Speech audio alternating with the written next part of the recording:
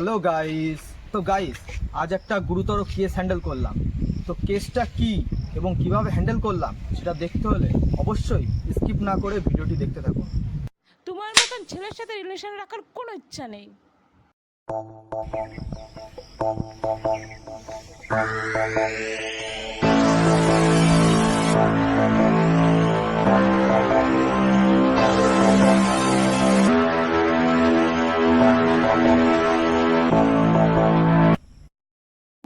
আজকে গরম লাগছে রে বাবা, তারপরে আবার কোনো কাজ বাজ নেই, কি যে করবো এখন, ভালো লাগছে না। কে আবার এখন ফোন করলো?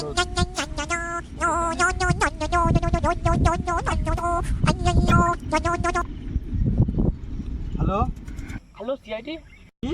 কিডনি কিডনি ফিডনি আমি দিতে পারবো না, আমি কিডনি ফিডনি দিতে পারবো না। কিডনি না, আপনি কি সিআইডি অফিসার বলছেন? হ্যাঁ হ্যাঁ, আমি সিআইডি অফিসার পাদ্যমান। হ্যাঁ হ্যাঁ, কি হয়েছে? হ্যাঁ, এখানে একজন পড়ে আছে, আপনারা তাড়াতাড়ি আসুন। লাশ পড়ে আছে? কোথায়?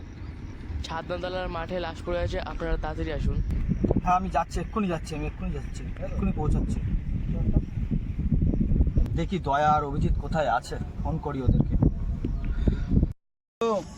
অভিজিৎ, কোথায় আছো? হ্যালো, আমি তো হাঁটতে এসেছি স্যার। হ্যাঁ এক্ষুনি চলে আসো অফিসে। আমি এক্ষুনি আসছি স্যার। দয়া, কোথায় আছো তুমি? হ্যালো স্যার, আমি তো লেবু পাড়তে এসেছি। আপনি তো কোনো কাজ দেন না, আপনি কিসের জন্য ফোন করেছেন? দয়া, নতুন কেস পেয়েছি দয়া, তাড়াতাড়ি চলে আসো অফিসে, খুব দরকার তোমাকে, তাড়াতাড়ি চলে আসো, আর্জেন্ট। ঠিক আছে স্যার, আমি এক্ষুনি যাচ্ছি।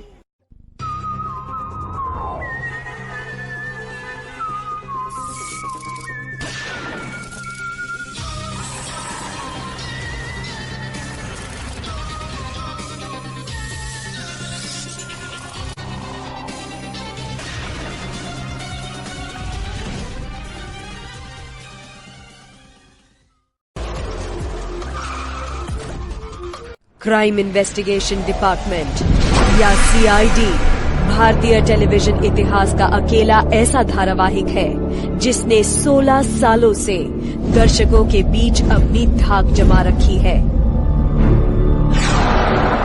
एक ऐसी क्राइम सीरीज जिसमें सीआईडी के एसीपी प्रद्युमन और उनके जाबाज ऑफिसर्स खून के रहस्य की तह तक जाकर रोमांचक तरीके से केस को सुलझाते हैं।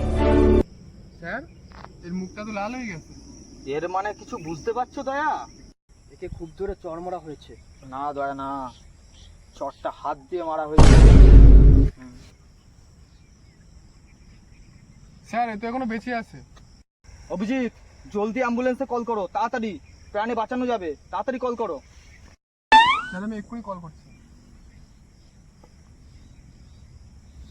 হ্যালো অ্যাম্বুলেন্স, তাড়াতাড়ি চলে এসো। দয়া, একটা গন্ধ পাচ্ছ? স্যার, গন্ধটা খুব গভীর মনে হচ্ছে। দয়া, গন্ধটা খুব চেনা চেনা লাগছে, মনে হচ্ছে কোথায় যেন শুকেছি গন্ধটা।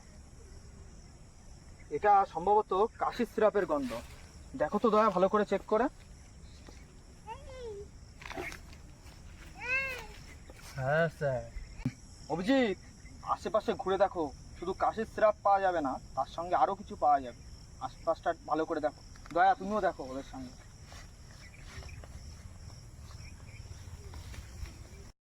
দয়া, অভিজিৎ, অ্যাম্বুলেন্স চলে এসছে, তাড়াতাড়ি আগে একে অ্যাম্বুলেন্সে তোলো।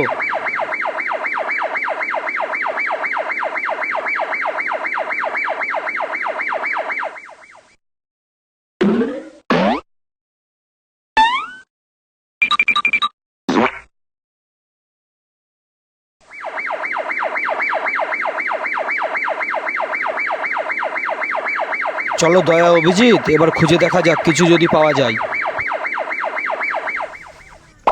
স্যার, এই কাঠের সিরাপ পেয়েছি। শুধু কাশির সিরাপে কারোর অজ্ঞান হয়ে যাওয়ার কারণ হতে পারে না অভিজিৎ। ঠিক বলেছো স্যার, নিশ্চয়ই আরো কিছু আছে, ভালো করে খোঁজো, আরো কিছু পাওয়া যাবে। ঠিক আছে স্যার, দেখছি।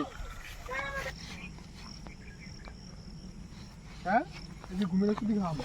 এবার বুঝতে পেরেছি অভিজিৎ, এবার পুরো ব্যাপারটা আমার কাছে স্পষ্ট। চলো সবাই চলো, বিউরোতে গিয়ে শালুকের সঙ্গে কথা বলতে হবে, তাড়াতাড়ি চলো। হ্যাঁ চলুন স্যার। ছেলেটা সুস্থ হতে কতদিন টাইম লাগবে শালুকে? এর ঠিক হতে মিনিমাম এখনো 3 দিন লাগবে। ছেলেটাকে দেখে কি বুঝলে ডাক্তার? কিভাবে অজ্ঞান হলো? ছেলেটা কাশির সিরাপের সাথে ঘুমের ওষুধ মিশিয়ে খেয়ে নিয়ে আত্মহত্যা করার চেষ্টা করেছিল। একটা ইন্টারেস্টিং ব্যাপার হলো যে ওকে চড় মেরেছে তার বয়স 19 থেকে 20-এর মধ্যে হবে। এবার আমি সবটা বুঝতে পারছি। অভিজিৎ, ছেলেটার কল লিস্টটা এক্ষুনি একবার চেক করে দেখো। ওকে স্যার, এক্ষুনি চেক করছি। স্যার নাম্বারটা পেয়েছি, নাম্বারটা থেকে 4 বার কল করা হয়েছিল, আর যে কল করেছিল তার নাম প্রিয়া। দয়া, তুমি এক্ষুনি ওই ছেলেটা যেখানে অজ্ঞান হয়ে পড়েছিল ওখানে যাও, ওখানে গিয়ে খোঁজ নাও এই ছেলেটা অজ্ঞান হওয়ার আগে কোনো মেয়ের সঙ্গে দেখাটা করেছিল কিনা। দেখো কেউ মেয়েটাকে দেখেছে কিনা, যদি দেখে তাহলে অবশ্যই আমাকে ফোন করে জানাবে। হ্যাঁ স্যার।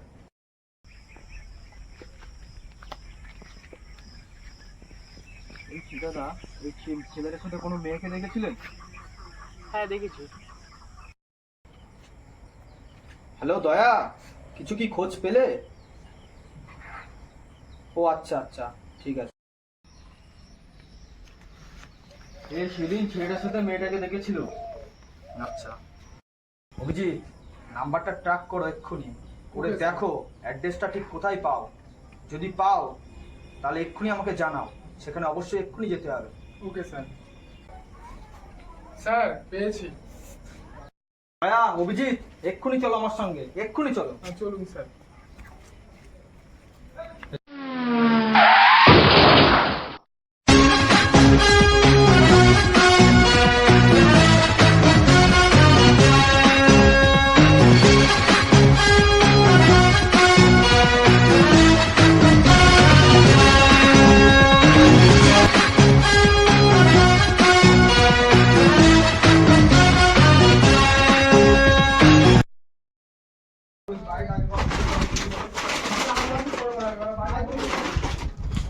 দয়া, গেটটা খোলো।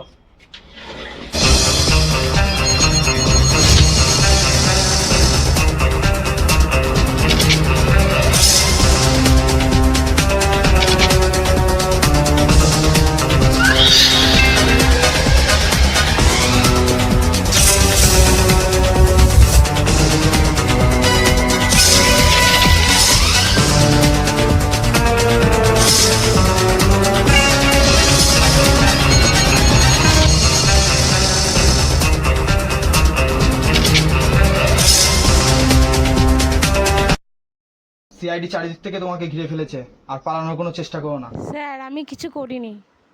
তুমি ভালো করে দেখো তো মেয়েটাকে, চিনতে পারো কিনা। এই মেয়েটাই কি ছিল সেই দিন? হ্যাঁ স্যার, এই ছেলেটা ওই মেয়েটাই সেদিকে ছিল। ধরা পড়ে গেছে এবার তুমি।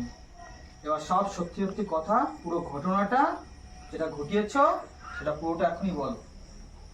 আমি তো ওকে মন থেকে ভালোবাসি না, আমি তো অন্যজনকে ভালোবাসতাম। স্যার ও অতটাই বুদ্ধু যে সব আমার নামে লিখে দিয়েছিল। এখন আমি অনেক টাকার মালিক, তাই আমার কারোর প্রয়োজন নেই, তাই আমি ওকে ছেড়ে দিয়েছি। দয়া, একে নিয়ে যাও, আর এর কঠিন থেকে কঠিনতম শাস্তি যাতে হয় সেটা লক্ষ্য রাখবে, মাথায় রাখবে। এটা নিয়ে যাও, এক্ষুনি নিয়ে যাও। আমাদের ভিডিওটি ভালো লেগে থাকলে সাবস্ক্রাইব করুন এবং পাশে থাকা বেল আইকনটি ক্লিক করুন নতুন নতুন ভিডিও পাওয়ার জন্য।